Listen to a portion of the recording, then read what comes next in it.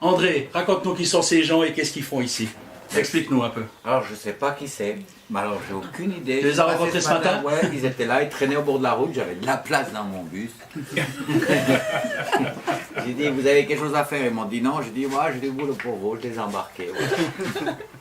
Qu'est-ce qu'on fait dans cette maison alors? Qu'est-ce qu'ils font de beau tous ces Alors gens? ça c'est une équipe de bénévoles, mais je pense qu'ils vont peut-être dire mieux chacun ce qu'il fait. C'est peut-être plus joli. Juste une petite parenthèse, ben ça c'est deux frères et sœurs, c'est des petits protégés de porte-bonheur. Ils sont avec nous, ils logent chez moi cette semaine et puis du coup ils viennent donner un coup de main à la maison. Donc ça reste dans l'histoire de Porte-Bonheur, je trouve ça assez mignon. Et puis les messieurs dames là, quel est le lien avec cette maison, avec le fait que vous travaillez ici? Eh bien le lien c'est juste une émission de radio il y a quelques semaines. Et puis ça nous a donné envie de venir voir qu'est-ce qui se passait.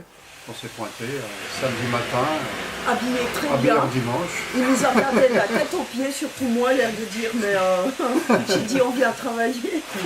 Il m'a regardé l'air de dire, oh là là, elle est pas au bon endroit la pauvre.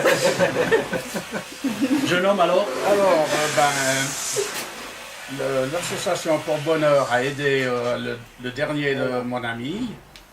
Et puis j'ai dit, je rendrai pareil maintenant, je vais donner un coup de main pour eux. Voilà.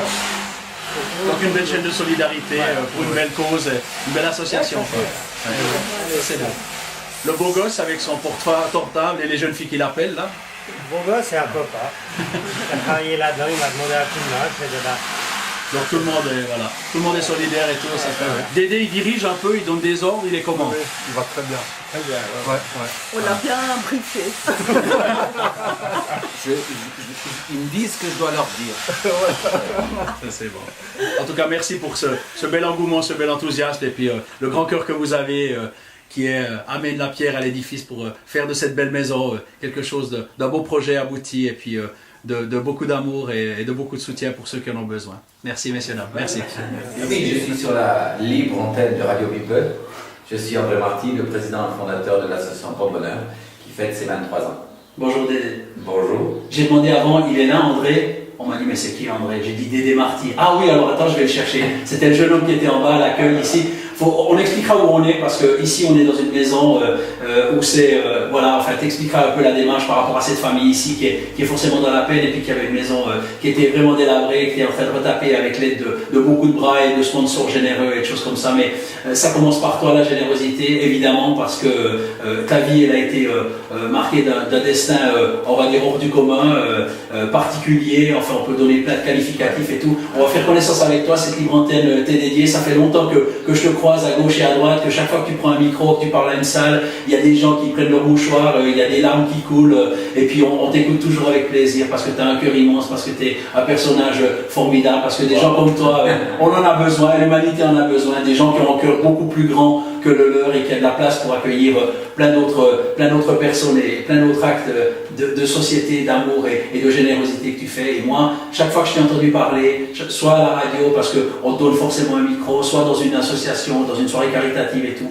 quand on est avec toi, chaque fois on est touché, chaque fois on est sensibilisé, chaque fois on se dit que effectivement dans ce monde, il y a encore des belles personnes qui ont des belles âmes et qui ont un beau cœur, et toi, tu es une de ces personnes et tu sais bien que je t'aime depuis toujours et cette émission c'est pour qu'on voit le parcours, hein, qu'on comprenne d'où tu viens, pourquoi tu arrives ici, pourquoi ce cœur immense et comment ça s'est passé. Alors raconte-moi, on commence par le début, on commence par l'enfance.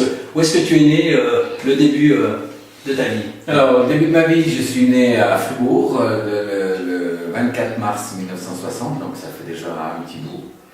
On était une grande famille, il y avait 8 enfants et les parents. Et puis le chemin a fait que ces années-là, c'était peut-être pas forcément facile. Si on n'avait peut-être pas une santé solide, les enfants partaient plus vite. Ce qui fait qu'enfant, j'ai perdu déjà 2 frangins. Mais voilà, on est enfant, on est un petit peu insouciant. Je voyais peut-être un petit peu moins, je sentais peut-être moins cette douleur par rapport aux frangins. Mais ma mère me l'a bien fait comprendre par rapport à ce qu'elle vivait principalement, au décès de ses 2 frères. Et après, on était une petite famille de paysans, très soudés, très liés. On a déménagé en Valais, on s'est établi à Colombey. Mon père travaillait à l'État, dans le domaine de l'État.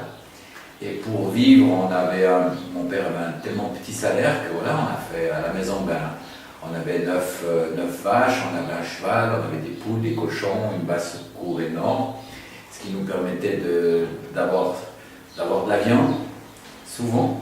Et puis on avait un jardin qui faisait 3000 m², je m'en rappelle, mes coudes, mes genoux s'en rappellent.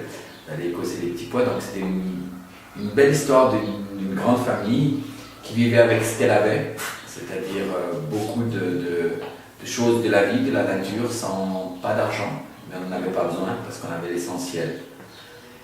Et puis voilà, puis il arrive ce fameux 14 juillet 1977 où moi je suis déjà à l'époque responsable d'une troupe scout. Je suis un des plus jeunes responsables de troupe et j'ai 150 gamins entre guillemets sous ma responsabilité à 17 ans. Et on fait le camp d'été, on part, et puis le soir on était entre les entre guillemets potes géo de cette équipe. Puis on s'est trouvé à jouer aux cartes dans un bistrot. Et puis là, il y a la télé qui tourne en boucle. Donc, nous, on ne l'écoute pas, on n'est pas là pour ça, on s'amuse, on boit un verre, c'est le seul moment de détente qu'on a, entre guillemets, sans ces gamins autour de nous. Et tout d'un coup, je vois sortir une de nos monitrices, mais elle me regarde avec les yeux horrifiés et elle part en pleurs. Et puis, j'ai pas compris du tout. Et puis là, c'est un des responsables du camp qui vient nous chercher et qui dit, qui réunit tout le monde, les ados, les jeunes. Et là, il nous apprend très déplacé, je dirais. Il n'a pas su s'y prendre, il n'a pas eu les bons mots. Je lui en veux pas, je lui en ai voulu à un moment, mais voilà. Le mot c'était simple, il ne s'est même pas adressé à nous. Il nous a réunis tous autour d'une fontaine, entre guillemets. On était une trentaine de jeunes là, et puis il dit à tout le monde, les parents de Dédé et Conrad se sont tués dans un accident à 1h10 cet après-midi. Voilà, c'est comme ça que j'ai appris que mes parents avaient été tués dans un accident. Donc, waouh! Devant tout le monde, comme Devant ça, tout le monde. enfin en plein air, enfin on Voilà. annonce une nouvelle qui doit être banale, mais. Pour être banal, Ouais. mais elle concerne juste 2 jeunes qui sont dans le groupe. Et on ne s'adresse pas à eux, on s'adresse à tout le monde pour dire qu'eux ont perdu leurs parents. Et waouh, c'était pour moi très difficile. Ça me fait encore, bien sûr, j'y pense, je pense beaucoup. Là, on va dans le creux, on revient en arrière, donc il y a des choses qui remontent. Et puis la situation est tellement difficile que j'ai un de mes frangins qui ne supportent pas cette situation, qui n'arrivent pas à s'en remettre et qui décident de mettre fin à ses jours. Donc en l'espace de quelques années, on était une famille de 10 et on se retrouve plus que 5. Donc waouh. Et pour sauter bien les étapes par rapport à cette douleur, ça ne sert pas à grand chose de revenir, mais si ce n'est le fait de à quoi ça sert. Pourquoi à moi? Pourquoi à mes frangins? Pourquoi à nous encore? Il me semblait que ça suffisait. Ces questions-là, on se les pose dès le départ. Non. Pourquoi Dieu nous en veut? Enfin, oui, c'est quoi cette la révolte? Il y a une révolte. Il y a une révolte. J'en voulais à la personne qui avait tué mes parents. C'était un accident de la route, mais il était entièrement responsable, pris sous l'alcool, 26 heures derrière le volant de son camion, en camion surcharge, donc il avait vraiment tout contre lui. Et je lui en voulais, je lui en veux encore, dans le sens que ce personnage, s'il lui arrivait 3 accidents en un mois, donc le dernier a été fatal pour mes parents. Donc il aurait pu avoir une démarche, il ne l'a pas eu. Donc l'alcool, voilà, il était imbibé d'alcool et il est toujours alcoolique, il vit toujours, mais toujours alcoolique. Ça ne lui a pas fait plus que ça d'avoir juste tué 2 personnes.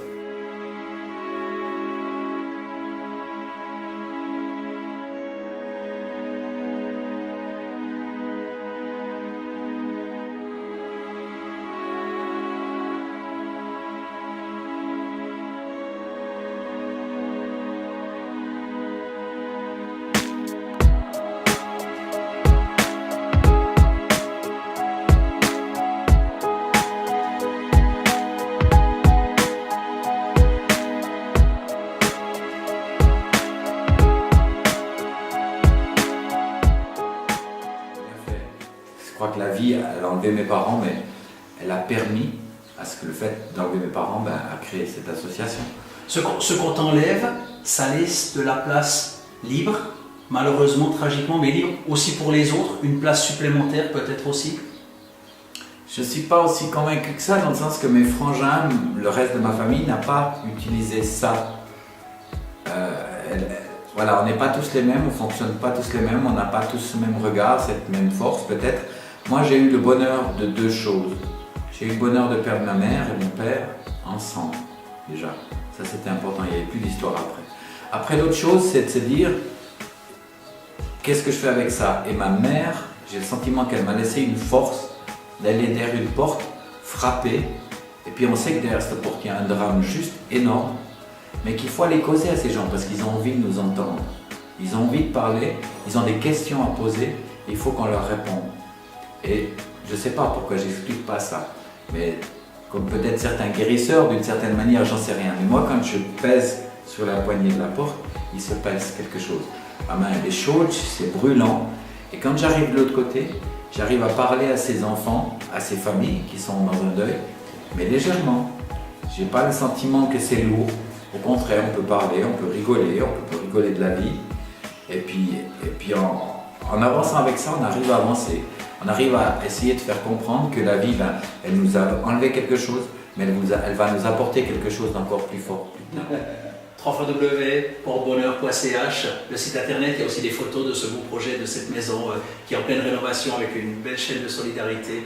Merci Dédé, merci d'être ce que tu es, merci d'être là, merci d'être parmi nous, merci de faire ce que tu fais et puis d'être fidèle à ton idée, fidèle à tes principes, fidèle à la générosité du cœur et puis de croire toujours que l'homme peut être encore meilleur et puis l'homme peut être encore plus solidaire et puis de sans cesse remettre ça sur le métier, de taper du poing sur la table pour faire en sorte que certaines consciences se réveillent et puis que certaines personnes mettre un peu de l'ego ou de l'orgueil de côté et puis un peu des fois la main plus sur le cœur ou la main des fois aussi au porte-monnaie pour que les choses belles se fassent. Merci. Je tenais absolument à faire cette émission avec toi parce que je voulais te donner la parole. Je sais que tu vas dans tous les médias, qu'on t'a donné la parole plein de fois et que tu as des micros ouverts partout, mais Radio People tenait absolument à ce que le micro de Radio People te soit ouvert parce que tu es vraiment un homme formidable, tu es un homme magnifique et tu as un cœur On va arrêter avec les fleurs là. Et c'est pour ça qu'on t'aime. Et je t'aime aussi. Merci Dédé. Merci à vous, merci.